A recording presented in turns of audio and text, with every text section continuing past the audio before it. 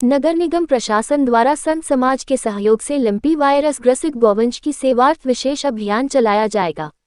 कुंभ मेला क्षेत्र में अस्थायी गौवंश संरक्षण केंद्र भी शुरू किया जा रहा है। नगर निगम के जोनल कार्यालय में सोमवार को नगरायुक्त अनुनय झा और मेयर डॉक्टर मुकेश बंधु आर्य द्वारा नगर के संत समाज और सामाजिक कार्यकर्ताओं से मुलाकात कर लंपी वायरस पीड़ित गौवंश की सेवार्थ विशेष अभियान शुरू किए जाने पर चर्चा की गई। बैठक में विभिन्न बिंदुओं पर चर्चा के बाद नगरायुक्त अनुनय झा ने बताया कि नगर निगम प्रशासन द्वारा इस कार्य में हर संभव सहायता की जाएगी। वर्तमान में कुंभ मेला क्षेत्र में अस्थायी शेड का निर्माण किया जा रहा है, जिसमें करीब 2000 गौवंश के रहने का इंतजाम हो सके। इसके अलावा अन्य आवश्यक इंतजाम किया गया है।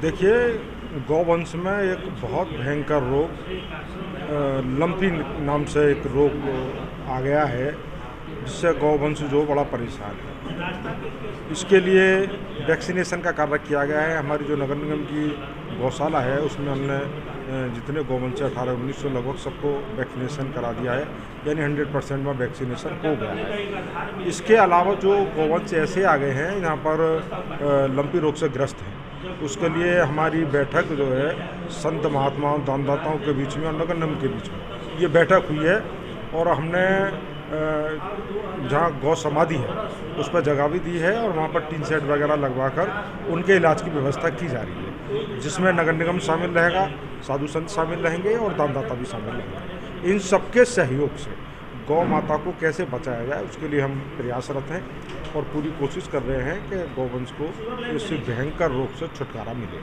भी एक तरफ जो गौवंश है उनको पकड़ा नहीं जा रहा है, जो आवारा घूम रही है, कुछ दिन पहले 3 गौवंश खत्म होती करंटी के कारण, उसको लेकर के देखिए मैं आपको इसके लिए एक बात स्पष्ट कर दूं कि इस समय ये लंपी रोग से जानवर बहुत ग्रस्त हो गए हैं, गौवंश ग्रस्त हैं। अगर हम इन गौवंश को उठाकर और अपनी गौशाला में ले जाते हैं तो निश्चित तौर पर अगर एक गाय भी लंपी रोग से ग्रस्त हमारी गौशाला में पहुंच गई तो वो रोग सारी गांव में फैल जाएगा।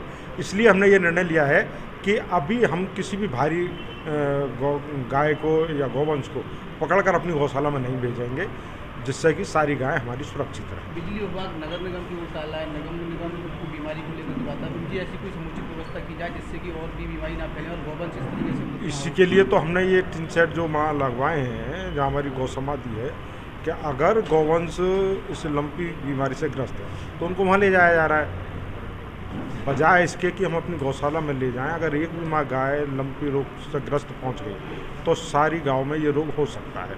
इसके लिए सावधानी बरतना बहुत जरूरी है। आज माननीय महापौर महोदय की अध्यक्षता में वृंदावन के कई संत और साधुओं के साथ ही बैठक की गई, जिसमें लंपी स्किन डिजीज़ से ग्रसित गौवंशों के संरक्षण एवं उनके उपचार के लिए सुगम व्यवस्था बनाने के लिए ये बैठक की गई।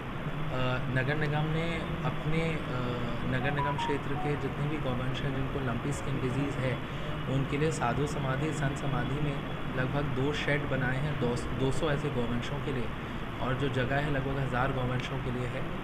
इसके पश्चात वृंदावन के महात्माओं और संतों ने भी आश्वस्त किया है कि वे भी लगभग 2000 गौवंशों के लिए ऐसे संरक्षण केंद्र बना रहे हैं जो कुंभ मेला क्षेत्र है उसमें, और उसमें नगर निगम की भी सहभागिता रहेगी। जल, बिजली, fogging, sanitation, cattle catcher, ambulance इत्यादि की व्यवस्था नगर निगम द्वारा की जाएगी।